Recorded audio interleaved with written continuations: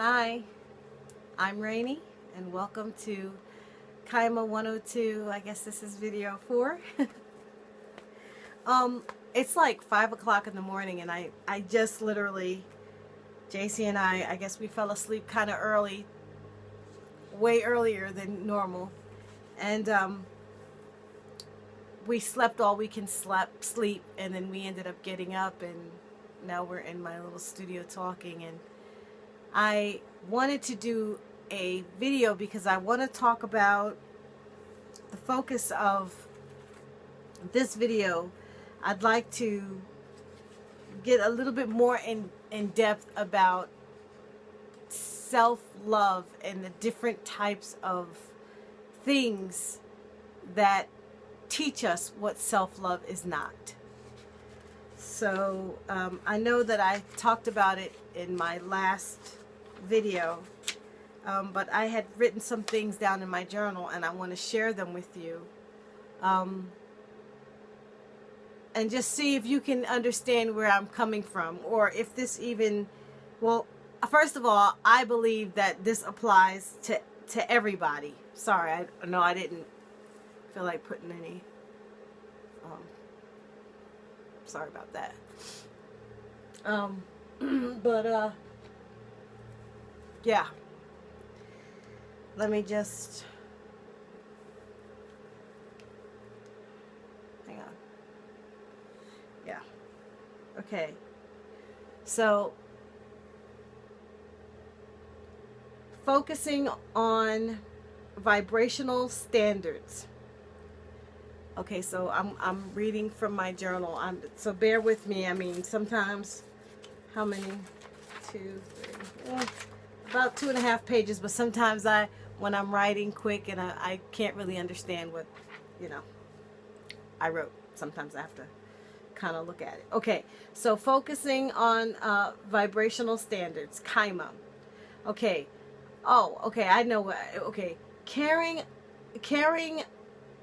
about what others think about us or you or me in the wrong way. Because let's face it, we all live in society. We all live in society. That means we have to go to the doctors, we have to go to the grocery store, we have to go to the place of work, we have to go to the school, the kids' school, we have to go to our school. We all have to function together, and that function in society, being a member of society, I don't care what anyone says. We all care what everyone thinks of us. Period. We all care about what someone thinks of us, whether it's, the doctor who's going to ask you to cough, or the doctor that says open wide. We all care in some degree. But what I want to kind of go into a little bit about, and there's nothing wrong. There's nothing wrong with caring about what others think about you, because it means that you're willing to play with society. That means you're willing to come out and play with us. You're willing to kick the ball around. You're willing to jump on the swing, and you're willing to interact with the thing that you belong to. So there's nothing wrong with caring about what other people think. What I believe we mean when we say that is what people think about us in the wrong way. And so I want to kind of try and just express a few things that I've found that work for me, that I've come to realize about myself. And you can listen to it or not. If you're watching this video and because you saw another video and you finally got here, yeah, okay, so you're gonna definitely understand where I'm coming from. Okay, so I'm gonna continue to read what's in the journal, and then I'm just gonna keep going, and then y'all will just have to bear with me. Okay, caring about what others think about you the right way is not wrong. because you stand in love for yourself, and they will think what in fact you are and what you do. Oh, I'm sorry. They will think in fact that you are what you do. So what ends up happening is they give you a boost of vibration. In other words, okay, let me try and break this down. Okay, so if you are the type of person that doesn't allow people to waste your time, let's say you're the type of person who doesn't want anybody wasting any more of your time, and so you carry yourself in a way where people know they're not going to probably get a yes out of you if they try to invite you to useless folly, like something that is pointless, maybe just like hanging out at the local pub or the local bar. They come to understand that you're not the type of person. Doesn't mean that you won't get together with them at their homes or, you know, out at a nice restaurant somewhere, but they understand that you become in their mind someone who's not interested in careless folly. Okay, so what ends up happening is, in order for you to get to the person that you want to be in the future, you have to always be mindful to practice self-love in the moment. And it's like, it is difficult. It is difficult because we're not, you know, I'm not necessarily, I'm just now getting used to this. I mean, this is going on my second year now, and I'm still like, okay, I'm still like questioning myself, but at least I know now to question myself. Like, did I just practice self-love in that very instant? Did I just take advantage of who I was meant to be regarding that issue for my future? And it's like, okay, so let me go back to the scenario. So you're the type of person who doesn't like to waste time. Okay, so you become known. Okay, so now in order for you to become known as that person, you have to actually put that thing that you do in effect. So if you're bored one Saturday night and all the girls, and you're bored, you're home, you're bored, you've read, you're tired of reading, you need to take a break, you've worked on music, your ear needs a rest, you know, you're not really into cleaning up the house, but, you know, if you have to, you will. You're just kind of bored. And then a group of your friends say, hey, we're going down to so-and-so's. They're having $2 drinks and all-you-can-eat shrimp buffet and male strippers. I mean, who can resist that? Future self be damned. No, but I'm just saying, like, in the moment when you're faced with that, you have to decide, you know, okay, I probably will have a great time. I probably will, you know, I'm not saying take life so serious, but maybe just try to encourage your friends to say, hey, instead of going down to O'Donnell's, you know, for the $2 beers, why don't we hang out at the Vineyard? They're having an art exhibit. We still get to go out. We still get to do something nice, but it just kind of fits in with how I see my future self a little bit. Not to say that there's not a list out there of never have I ever and I can't check some things off. I'm saying live your life. But when you're faced with that and you start to feel like you become the person who everyone wants to avoid asking to go to things like that. And in order for that to happen, you have to actually do it.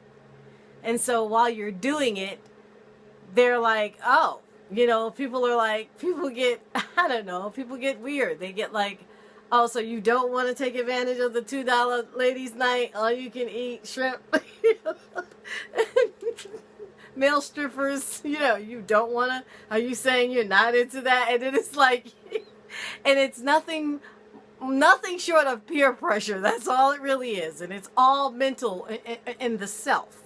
There are people who are the exact opposite.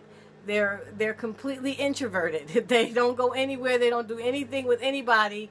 They basically become what I like to call deadheads. They die exactly where they were born. Like, they go nowhere. They do nothing. They, you know, they have a wonderful family. They love their life. They're simple. They're satisfied. They don't get involved in nothing. No church. No politics. No Girl Scout cookies. No nothing.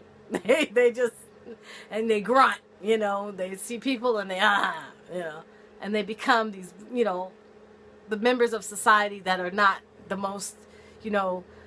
I look at babies and the elderly in the same way. Babies are a gift, and so is the elderly. You know, you have to take care of the baby the same way you would take care of the elderly. And how you take care of them is really going to determine what kind of character they are. So if you have an elderly person who's very, very bitter, very, very just done wrong by life, done so wrong by life that life is like nothing to them. They're just ready. They don't even care. Let's just get it over with. Those are the elderly that need the most tender loving care. Those are the elderly that need the, you know, the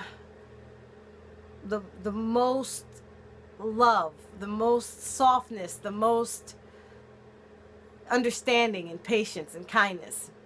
And then, you know, babies and children, the ones that are more defiant, those are the ones that need the most loving care and the most tenderness and the most according to the child, you know, the most attention according to the child. So it's I kind of look at it like that. And so while you're living your life, you know, you still have to live your life in a way where you're having a good time, but not in a way where you want to completely excommunicate yourself from society. And yes, there are hundreds of thousands of people out there who live that way, but they're not the reason society is ever going to advance or continue or go further.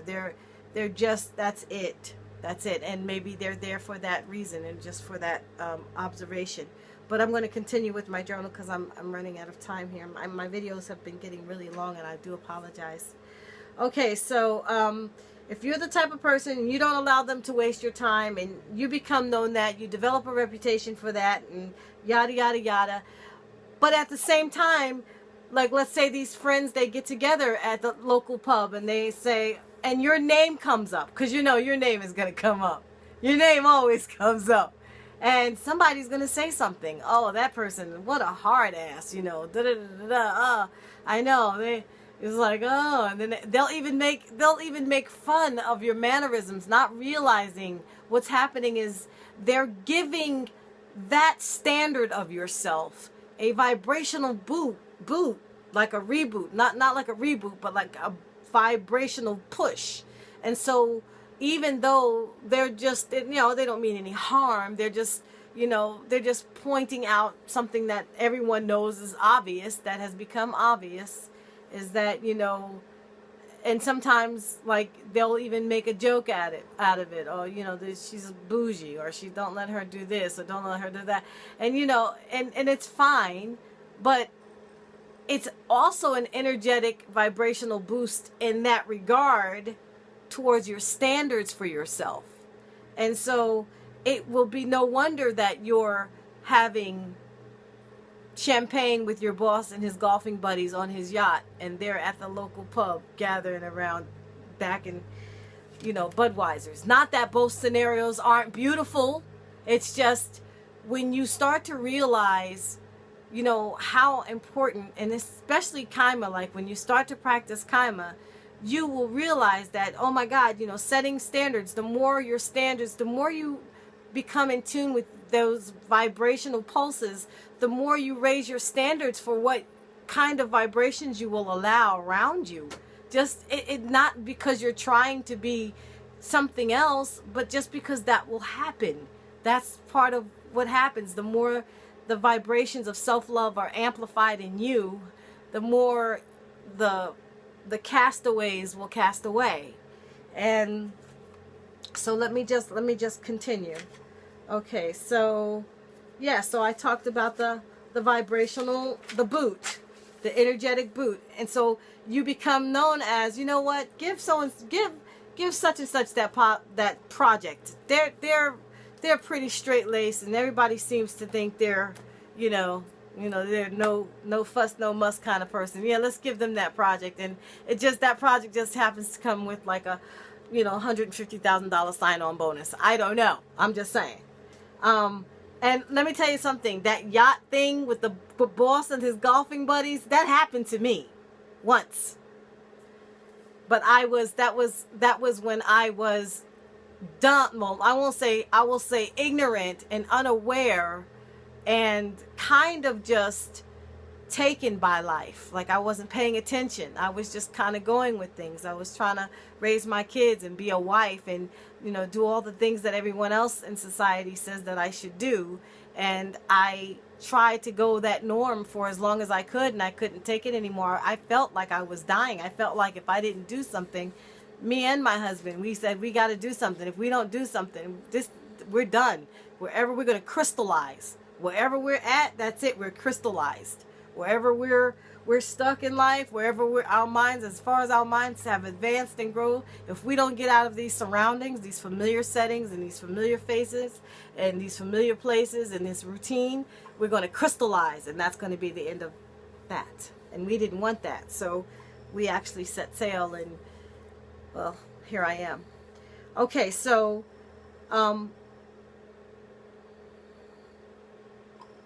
yes, okay, so we went over all of that. Okay, so the same thing with musician. Once a musician has had the opportunity to study under a musical legend, they can't go back. They just can't.